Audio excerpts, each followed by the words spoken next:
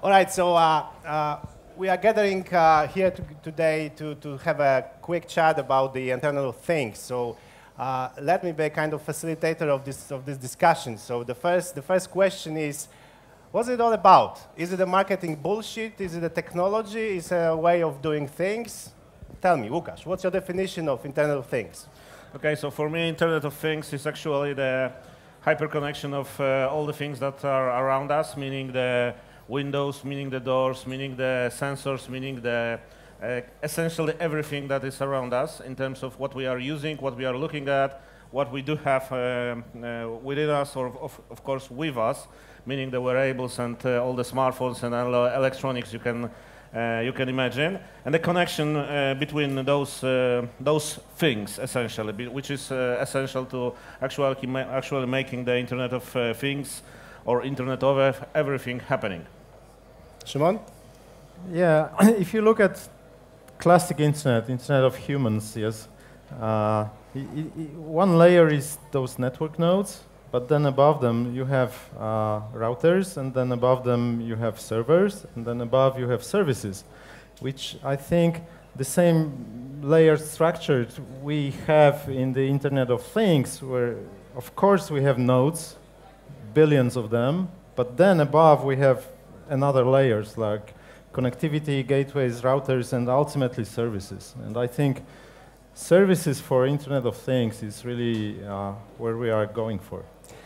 Do you have on mind any kind of inflection points that are making this vibe being so intense these days? I mean, is there anything that just happened that everyone started to talk about Internet of Things, or is it just a kind of evolution and we've seen such things years ago, but we didn't name them that way? What's your opinion on that?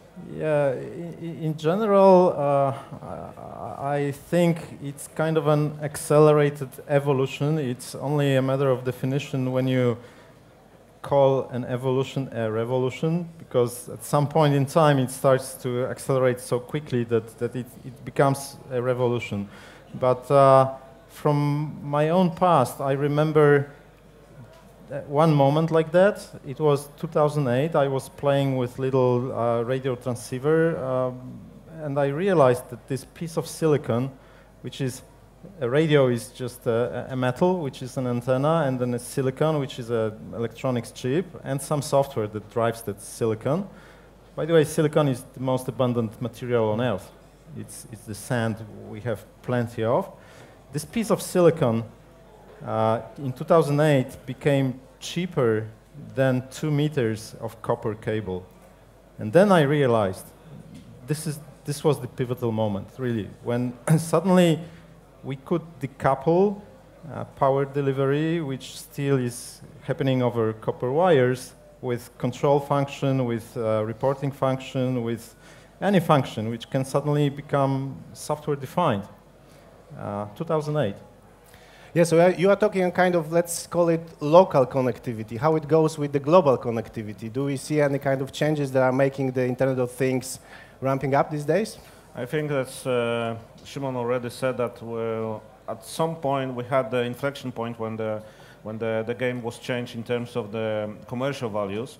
From the other side, I'm truly a believer in the terms of actually moving from 2007, 2008 to the common times, the current times, when we are looking at the hyperconnectivity of the devices, because we also realized that it's easier to actually connect multiple devices than to build or operate one big entity. And it happens that actually the vertical subsystems, whole verticals that were currently silos in their own game in terms of selling to the market, connecting the market, and working on the market, are actually working more efficiently together when they are actually using the distributed systems that we currently have, which of course is something that marketing is always using, because the term cloud we are using right now as a kind of something that happens and works for us is actually a distributed system. And what about the network coverage? It's anything. Yeah, the other thing that happened actually when I was speaking about the distributed systems is also the fact that actually we moved from the typical wired connection to the wireless connection, and this also had some this also had some impact on the way we communicate and we work, because we already spoke about bring your own device and other trends that are essentially market moving into the mobile world. Okay, so if I could ask you for giving some crisp examples, because I understand that the impact should be going at least in two directions, into the residential market and the business. So let's have business first. Lukasz, what do you think are the most visible these days, the kind of use cases, implications of Internet of Things in the industries? Yeah, we've started with some simple deployments when we were thinking about moving the processes or optimizing the processes within companies, but the end we ended with some case studies in Europe also that end up showing the whole cities or whole entities, commercial entities working in optimizing the way they work. For example, in the city of Barcelona, we established the smart city, meaning that not only we are tracking all the sensors that can be in the devices with humans in terms of being on the smartphones or on the wearables, but we also kind of track things like lightning level, things like car traffic, things like efficiency of the power system within the city, and things like that. This, of course, brings enormous savings from one side. From the other side, it helps to use the big data we are already gathering in some vertical silos into some part of the analytical engine that can be used for good, of course.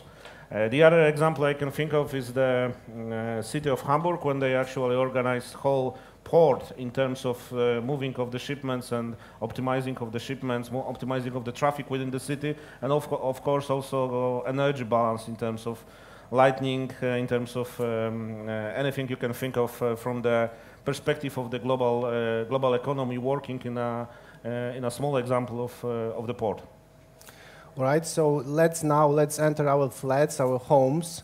What is the story for connected home these days? Yeah, connected homes are our main focus today, partially because we love them and partially because they are not connected at all. I mean, everybody who says they have connected home, they have probably a couple of smartphones and tablets and the Wi-Fi router, and that's it. And apart from this little fraction of the entire system, the rest of the home is still analog. It still is controlled by copper wires. Think about your heating system, think about your lights. They are still being turned on and off over analog power delivery cables. And we actually realized that homes today are the last analog bastions in this world. Everything else is digital already. But the home is still analog. You enter your home, you have all those traditional wall switches and copper in your walls. So this is a huge, huge opportunity, and this will be changing dramatically because of economics that I mentioned, that silicon plus software is now less expensive than copper, and it will stay that way because of the physics, because what we have on the planet. And also there's so many features and functions and needs and services that we can think of that can be implemented at home, starting with anything like security and going through energy efficiency, going through comfort, through some, of course, cool gadgets and some integration. And there's so much to do. There's whole unpaved area that we can work on, and this is a huge opportunity, not only for us, for our competitors too. Huge market that's been developed, and personally, I'm really looking forward to the moment when a home will become a platform for services. When we happen to connect the home with all those nodes and wireless and digital and transaction coordinators and all this infrastructure, then it comes the moment of services. This is, again, we can compare this to the evolution of the internet. Once we connected all those Cisco routers with the IPv4 nodes, then came Google, and then came Facebook, and then came other companies who really are defining now what the internet is. And so at homes, we are now laying this ground basic connectivity infrastructure But really, the revolution at home will come when the services arrive. Right, so I'm living in a very traditional, old school, completely unconnected home, and which is not at all smart. And my only interaction with my sensors are my senses, my actors are my fingers, or sometimes my kids that I can ask them to bring me something or, or put the kettle on. Give me some examples, give me some patterns, because I can imagine that, well, when I fall asleep, I would expect my lights in the house go down, for example. But is there anything more? It's a very good example, at very good starting point. Actually, when we started looking at homes, we found that there are really three stages where a home can be.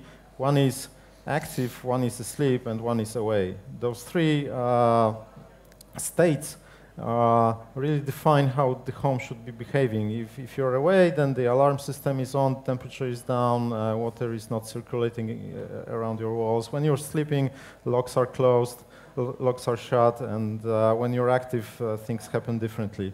And there are also those fuzzy transition moments between those three stages when you're approaching your home, driving from your work, for example.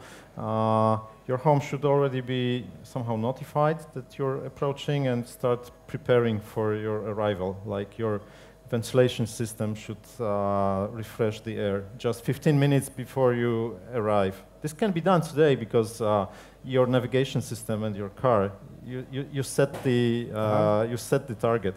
You're driving home, so the system knows. Those systems are not connected today. I mean, at the IP level, there is connectivity, but at the services level, there's very little connectivity still. Something to be worked on, applications.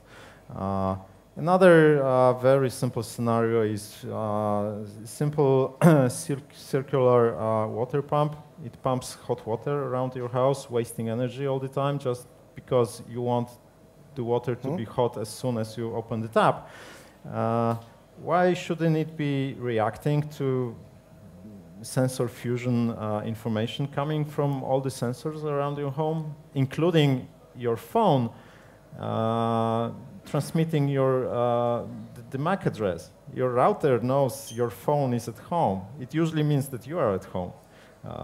If the passive infrared sensors help with that, notifying about some motion, then we can very easily identify who is at home and adjust. Again, simple applications require some platform and some sensors. Technology is available now. Software has to be created. Lukasz, we are now talking, Szymon is giving examples about the analytics or some patterns that are applied for the certain flats, homes, families, people. But do you feel there's a kind of step up a bit? I mean, the next step, the next big thing is using all this data to look for some... Yeah, absolutely. You know what I mean? Yes, absolutely. One thing that we already discussed is that network is laying the foundation for the hyperconnectivity. From the other side, we need to have some business analytics, or essentially analytics that will help us scale that kind of information within worldwide scale. And the thing that currently is happening on the market and shaping the market in some of the ways is the fact that we are actually still the vertical silos. So everybody is using the term big data in their own kind of analytics, but we are not using the data in a connected way. And this will happen probably soon, because this is more economic way of actually getting some meaningful results for the cooperation of the business entities and the commercial entities that are essentially using this information to optimize the lives of ourselves. Of course, maybe in the opt-in model, not on the opt-out model, but from the other side, we see that businesses are already using this information, but this is siloed information, and there is even a separate entity type that is already happening actually on the Polish market. When you see the entities that are essentially brokers of information between the parties, so they are kind of taming the information flow between the between the entities, and it needs to stop actually, because at the end of the day we need to use the data in the original form to actually have some meaningful observation about what is happening, and I think that this is already coming. The commercial entities are already looking at this data, but only the data they gather themselves. For example, the GSM operators know a lot about us in terms of the information, where we are, what we are doing, with whom we provide some neighborship capabilities or whatever we do with the smartphones. From the other side, they don't have, for example, access to the bank accounts. The bank financial sector essentially is looking for that kind of connectivity, because it will provide them with the enormous information that the bank account owner is doing throughout the day or throughout the night. And this all shows that there are verticals that are not sharing the information yet, but the Internet of Things, the Internet of Sensors, will help to use that information in a meaningful way. So you mean that the scenario, for example, that my insurance company, so I'm allowing my insurance company to monitor my behavior at home, what time I go to sleep, what time I wake up, what is in my refrigerator, and so on. So when I'm more or less healthy, my fee is lower than in some individuals that are not compliant with the policy. Yeah, absolutely. And probably if you don't provide that information, they won't be able to insure you at all, or at least they will opt out of this business with you, essentially, because you are not providing the information. So maybe you are kind of, tricky in terms of what we are doing with your life and what will be the cost for the insurance company. This is an example that is not maybe something that we should think about in the terms of the thinking positive and moving the world forward a bit every second. But from the other side, it will, of course, the Internet of Things can provide a lot of things in terms of security, in terms of also insurance capability that we have, that we don't currently have, or at least this brings a lot of hurdles in our life to actually overcome. Trying to conclude the discussion, we are at the startup conference. What's your message to the startups in terms of Internet of Things? Does Internet of Things need startups? Of course. Szymon. Of course it does. First of all, we need to keep on inventing, keep on living in the future. I mean, my motto has been for years to live in the future and building what's missing. It makes much easier inventing real things, because try reimagining yourself 2 years from now or 5 years from now, and then use this as a starting point. This is very difficult mind shift for big corporations, because they are too busy with present day. Startups can allow themselves to imagine, move forward in time, and then when you consider tomorrow as today, then it's much easier for you to build what's really the world waiting for. And I've seen, I think most of the, it's pretty obvious, most of the innovations come from startups, be it real startups or be it special startup divisions within the big companies. But you cannot do real innovation when you're too busy with today. You have to be in tomorrow. Lukasz? Yeah, the thing that is changed during the last couple of years was the fact that essentially the world was flattened in a number of ways, and the availability of the option to go out to the broad market and sell something, or sell ideas, sell your expertise, was widened. So right now what we are observing with the boom of the startups is the fact that actually all your ideas that you are coming in from that kind of event, or even being inspired by that kind of events, can actually make our life easier or happier or whatever. And the change that you may overcome or may do in the world is actually something tangible that you can either program into it or just be the expertise source for the changes that we should or we would like to see in our lives. And I think that what Szymon says in terms of business dynamics of the corporation is the one thing, and the other fact is that from the other side we already see that what also Szymon said. Startups are essentially the innovation hubs for the corporations that are then making some changes at the worldwide level. But from the other side, when you look at it from your perspective, actually you are changing the world because you are bringing some ideas that at the end of the day will make the first pages of the electronic newsletters that we see, because probably nobody else will read the paper version of the newspapers anymore. So we are moving the world into some direction that is probably a better place for all of us in terms of the usability, economics of the whole world, and the prospects that we have for the life. So simply saying, I think we all three agree that Internet of Things is not a business of network operators. It is not a business of hardware producers. It's simply the story for the software companies, and first of all for startups. They may invent some use cases for the end customer. Doesn't matter if residential or business customers, that is simply sellable. So this trend, this environment simply needs you very much. All right, gentlemen, thank you very much for this quick chat. I think we are all available afterwards if someone is going to share some thoughts about the Internet of Everything. Thank you very much. Thank you. Thank you.